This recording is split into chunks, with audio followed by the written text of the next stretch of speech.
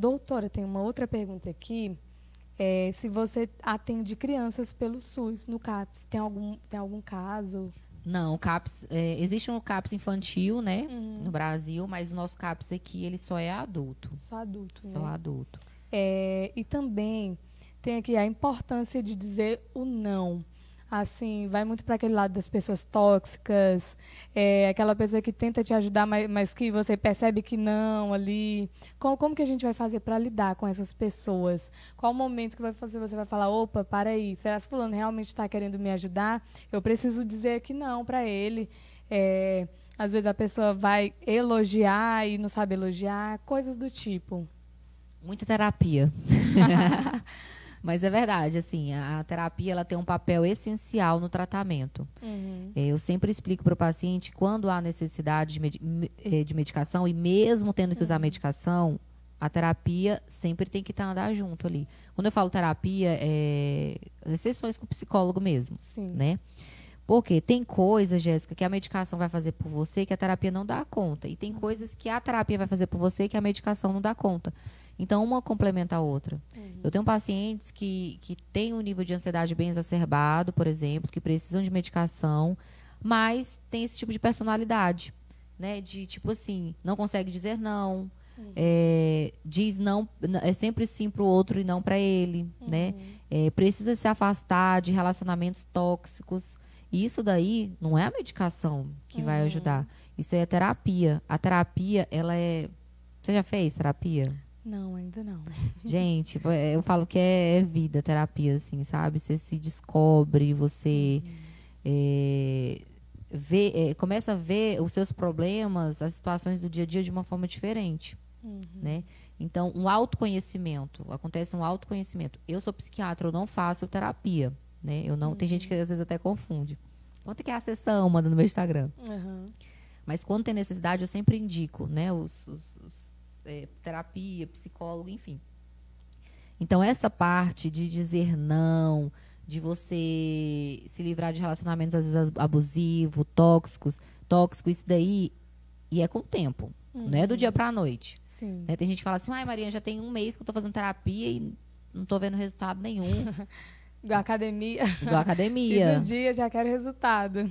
Assim, cientificamente falando, a gente vê resultados da terapia depois de uns 90 dias, você fazendo regularmente, você começa a ver uns resultados mais, assim, mais fidedignos, Uhum, mais concretos, desculpa. E tem gente que quer, nas primeiras sessões, já sair pleno, né? A gente vê muito, uhum, igual você falou de meme no começo, aham, um monte de meme de terapia, assim, né? Tipo, a pessoa saindo da terapia feliz, leve. uhum, Nem sempre. aham. Nem sempre você vai sair da terapia assim.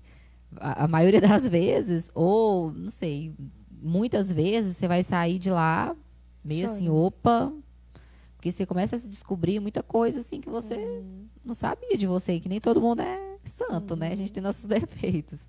Então, assim, nem sempre você vai sair da terapia se sentindo leve, se sentindo maravilhoso. Não. É uma descoberta, né? Você aham. vai trabalhando naquilo que precisa ser trabalhado. Às vezes vai que a pessoa chega lá na terapia e descobre que ela é a pessoa tóxica. É verdade. Doutor, e também idosos e suicídio. Tem aumentado? Como que tem sido esses números? Depressão em idoso é uma coisa que o profissional tem que ficar muito, como é que eu posso falar a palavra? Sensível mesmo em relação a isso, muito ficar de olho, porque a Uhum, maioria das famílias que tem idosos, uhum, que elas acham? Não, o meu pai, ou minha mãe, ou meu tio, ele tá mais quietinho, tá com uhum. menos energia, tá dormindo mais, tá comendo pouco, mas isso é da idade. É porque ele Sim, tá idoso, né? Porque se confunde muito com esses sintomas da velhice, né? Assim, você ficar sim. mais quietinho. Mas muitas vezes o idoso pode estar passando por um sintoma depressivo. Eu atendo muito no particular pacientes com idosos com depressão, né? E começa desse jeito. Aí a família se toca quando ele já está bem grave. Porque não, a gente achava, ele Nossa. começou a ficar quietinho, ele começou a ficar na dele e tudo. A gente achava que era da idade mesmo. Mas acontece sim, existe sim suicídio no idoso. Com Hum, certeza sim, existe. né? Também tem uma outra aqui da Eliane. Quando você percebe que precisa de um psiquiatra ou de terapia? Temos aqui também mais uma pergunta.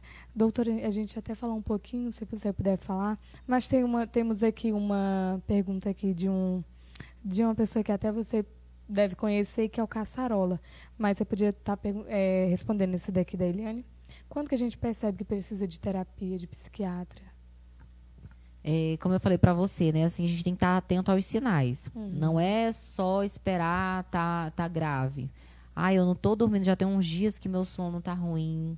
Ou eu tô tendo uma oscilação de humor demais, uma irritabilidade sem explicação, uma tristeza, um choro sem motivo. Porque a gente ficar ansioso por algum motivo é normal, né? Tem uma viagem para fazer. Eu ter um evento importante para participar. É normal que você, às vezes, perca o sono, fica mais agitado. Né? Ou então, passou por alguma situação triste, ficou triste por uns dias. Isso é normal. Né? Mas a partir do momento que essa tristeza, essa alteração de sono, de humor, essa irritabilidade começa a não melhorar, a cada vez mais ir piorando e sem motivo aparente, aí já é para ficar de olho e procurar ajuda. Não precisa esperar ficar grave para procurar ajuda. Os mínimos sinais aí, os mínimos sintomas. Isso. Olha só aqui, tem o Caçarola, ele que veio aqui na live de semana passada com o Flávio Sacramento, e ele esteve falando um pouco sobre o CAPS, sobre tudo. Ele fez uma pergunta aqui.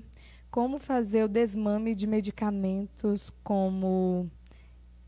Gente, eu não sei se a pronúncia é certa. Benzodiazepínicos? Radinol e Rivotril. Acho que é Radinol. São benzodiazepínicos, né? Uhum. Infelizmente, essas medicações é uma das classes de medicações que causam dependência, né? Dentro da psiquiatria, se usado a longo prazo, se usado de forma incorreta, né? Mas a gente consegue, sim, fazer esse desmame. Não é fácil, muitas vezes, né? Porque o nome já diz, dependência. Mas é muito individual, né? Essa questão de como fazer esse desmame. Cada paciente responde de uma forma diferente. Tem pacientes que a gente consegue mais rápido fazer esse desmame. Eu vou dar um exemplo para vocês. Eu tô tomando 20 gotas de Rivotril, por exemplo. A gente consegue, tem pacientes que a gente vai tirando ali uma gota por semana, né? Tem pacientes que não, é uma gota a cada 15 dias, ou uma gota por mês. Tudo vai depender, é muito individual isso. Mas é progressivo, a gente nunca pode tirar um benzodiazepínico de uma vez. Mas no caso é possível, né? Com certeza, é possível. E tem gente que não quer, tá? Eu tenho uns pacientes que, na hora que eu falo, vamos começar o desmame, pelo amor de Deus, doutora. Estou bem. Pelo amor de Deus, você não vai me deixar sem esse remédio eu não durmo. É porque é uma dependência muito. Tem gente não, que já entra, não, vamos tentar. Eu explico, olha, no começo não pode ser fácil, mas a gente consegue. E na maioria das vezes a gente consegue, sim, graças a Deus. Deixa eu ver aqui, gente, se tem mais alguma pergunta. Estou com um pouco de dificuldade aqui para acompanhar, mas tem muita gente mandando parabéns para a doutora, falando aqui sobre a entrevista, tudo. Deixa eu ver aqui. A Eliane, que está nos acompanhando, Eliane Felizardo. Deixa eu ver. Luana Borges, obrigada por estar nos acompanhando. Gente, tem mais alguma pergunta aí que a gente está esquecendo? Então, gostaria de agradecer todos aqui. Se tiver mais alguma pergunta, só mandar aí pra gente, que a gente dá uma... Lê aqui. Bom, então, vou dar um intervalozinho aqui de 30 segundinhos. Quem tiver mais alguma pergunta, só mandar aí que a gente já vai responder. Deixa eu aproveitar aqui que nos intervalos a Ingrid me fez uma pergunta. E assim, porque é realmente bem importante essa questão do tempo de tratamento. Sim. Né? E eu também deixo bem claro na primeira consulta em relação a isso, a tempo de tratamento. Porque o que a maioria dos pacientes fazem, abençoados, Jesus Cristo? Deixa eu só falar aqui, o pessoal que não estava acompanhando, quem fez o tratamento e não fez o tratamento completo, acabou interrompendo, ou por algum motivo não fez o tratamento completo, como que vai ficar essa pessoa? Isso, então assim, a maioria das pessoas, o que elas fazem? Começa o tratamento, né, sei lá, para depressão, ansiedade, ficam bem, tá ali 1, 2 meses tomando medicação, eu já estou bem, não estou ansioso, não estou mais triste, não estou chorando, não preciso mais disso aqui não, e para. Só que o tratamento, gente, tem que ser feito pelo menos 12 meses. Viu, Ingrid? Porque se parar antes desse tempo, a chance de ter uma recaída é muito grande. Então, a primeira vez que você vai tratar um transtorno depressivo, um transtorno ansioso, tem que ser feito 12 meses. Não do mês que você começa a medicação, do mês que você estabiliza, fica bem, aí você conta no cronômetro ali e liga o cronômetro 12 meses. Junto com terapia também, né? Porque o que eu sempre falo assim, que o que vai te tratar realmente ali nos seus gatilhos, seus sintomas, é a terapia, né? A medicação, ela vai dar uma aliviada ali nos sintomas físicos, é muito importante também. Então, tanto é que quando as pessoas fazem o acompanhamento somente com medicação, sem fazer a terapia quando necessário, né? Isso eu estou falando de transtorno ansioso, depressivo, tá? Especificamente. A chance de ter uma recaída é muito grande, né? Porque faz falta a terapia, uma terapia bem feita. Ai, Mariana, tá bom, eu fiz terapia bonitinho 12 meses, tomei o remédio 12 meses. Eu tenho chance de sentir isso na minha vida? Pode ter, mas é muito pouco. A chance é muito pouca, né? Porque você fez o tratamento completo. Sim. E se por acaso tiver uma recaída, aí a gente vai ter que tratar 24 meses.